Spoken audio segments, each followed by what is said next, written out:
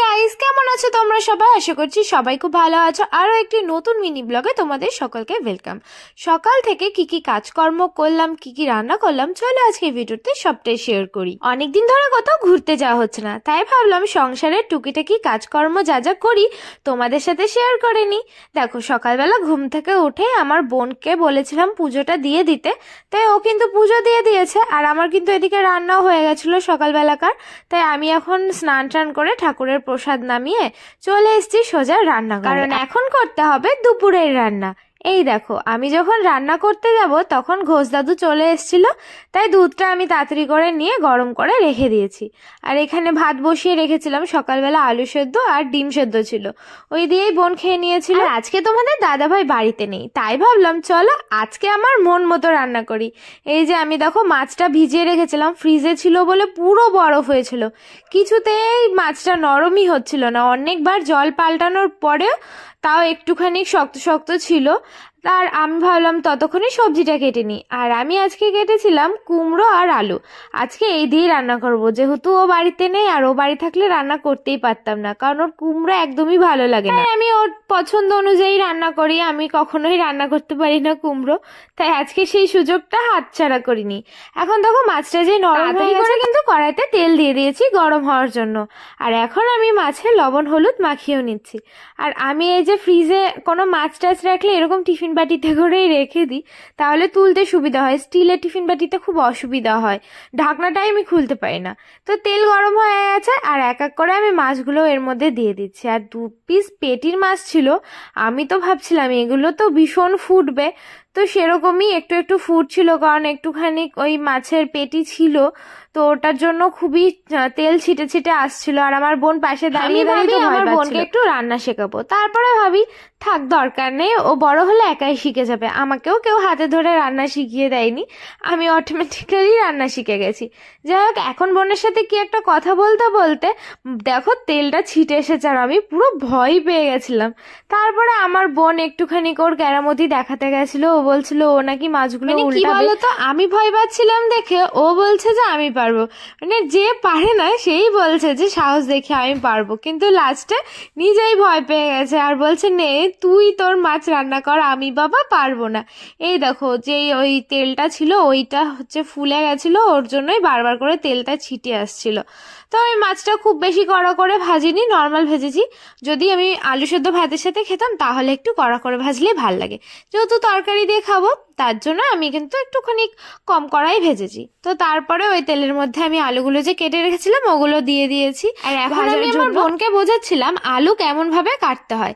মাছের জন্য এইভাবে কাটতে হয়, তারপরে মাংসের আলু আলাদা রকমের হয়, চচ্চড়ির আলু আলাদা হয়।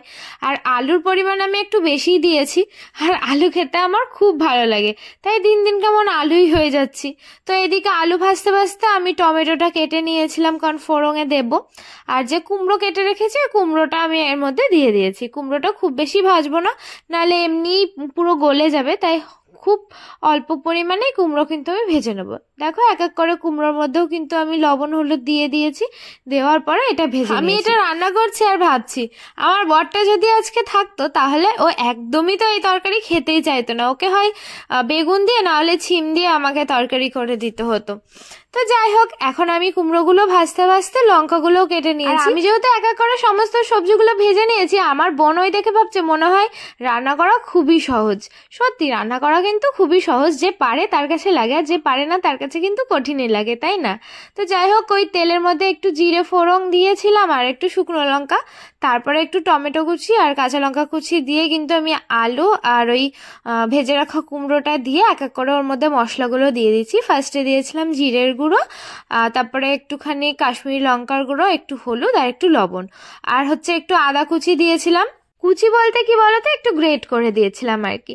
যাই হোক, এখন আমি এর মধ্যে একটুখানি জল দিয়ে দিয়েছি। আর জানো তো, এর মধ্যে যদি একটু চিংড়ি মাছ দিয়ে রান্না করতে পারতাম তাহলে ব্যাপারটা বেশ আরো জমে যেত, যেহেতু বাড়িতে নেই, বাজারে কেই বার যাবে। যাই হোক, এখন আমি একটুখানি জল দিয়ে কষিয়ে নিচ্ছিলাম। তো তারপরে আমি একটু ফ্লেমটা বাড়িয়ে দিয়েছি, না হলে একদম লো ফ্লেমে হচ্ছিলই না। দেখো অনেকটাই বেশ কষানো হয়ে এসছে, ঝোলটা শুকিয়ে গেছে। তাই ভাবলাম যে এর মধ্যে আমি জলটা অ্যাড করে দিই। আলুগুলো অনেকটা নরম হয়ে এসছে, তাই যতটা পরিমাণে আমার ঝোল দরকার হবে তরকারি, ততটা পরিমাণেই কিন্তু আমি এর মধ্যে জল অ্যাড করে দিয়েছি।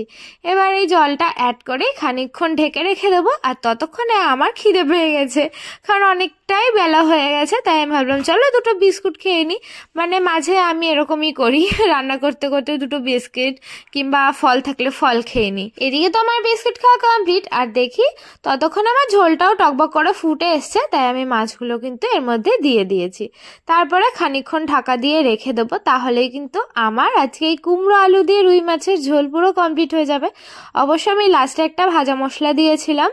তারপরে কিন্তু আমি এখন নামিয়ে নিয়েছি। খুব বেশি আমি গামাখা করিনি আর খুব বেশি ঝোলও রাখিনি, নর্মালি রেখেছি, কারণ দুবেলা খেতে হবে, রাতে একবার আর দুপুরে একবার। আর এই যে পুরো ফাইনাল লুক কেমন হয়েছে তোমরা নিজেরাই বলো। কালার দেখলে অবশ্য বোঝা যায় যে তরকারি কেমন হয়েছে। এদিকে হয়ে গেছে, আর সকালবেলায় তো ভাত হয়ে গেছিল, আমি এখনো খাইনি।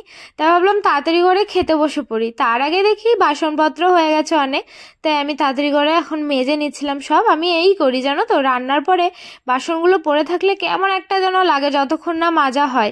তারপরে গ্যাসটাও পরিষ্কার করে নিয়েছি, আর এখন খেতেও বোনকেও বসিয়ে দিয়েছিলাম। ও তো খেতে চাইছিল না এখন, কারণ সকালবেলা ভাত খেয়েছে। তাই আমি বললাম যে যতই খাস এখনো কিন্তু খেতেই হবে, যেহেতু আমি রান্না করেছি, আর গরম গরম তরকারি দিয়ে ভাত খেতে বেশ ভালোই লাগবে।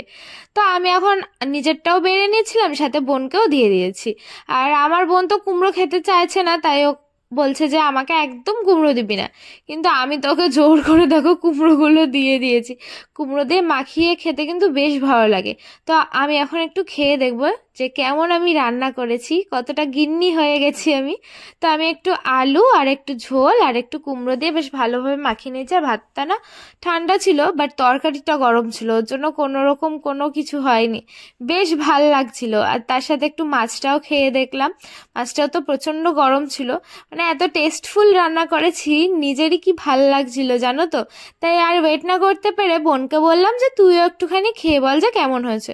আর ও তো এত লজ্জা পায়, খাওয়ার আগেই বলছে ভালো হয়েছে, বলছে এটাই বলে দিবি। তারপর ওকে বললাম একটু তুই সত্যি সত্যি খেয়ে বল। তো সত্যি সত্যি খাওয়ার পর ওর রিয়াকশনটা দেখো। তো যাই হোক বন্ধুরা, আজকের ভিডিওটা তোমাদের কেমন লাগলো অবশ্যই কমেন্টস করে জানিও। ভালো লাগলে লাইক শেয়ার করো, আর এরকম ঘরেও ভিডিও দেখতে হলে আমার পেজটা ফলো করবে। তো আজকের জন্য বাই, দেখা হচ্ছে নেক্সট ভিডিও।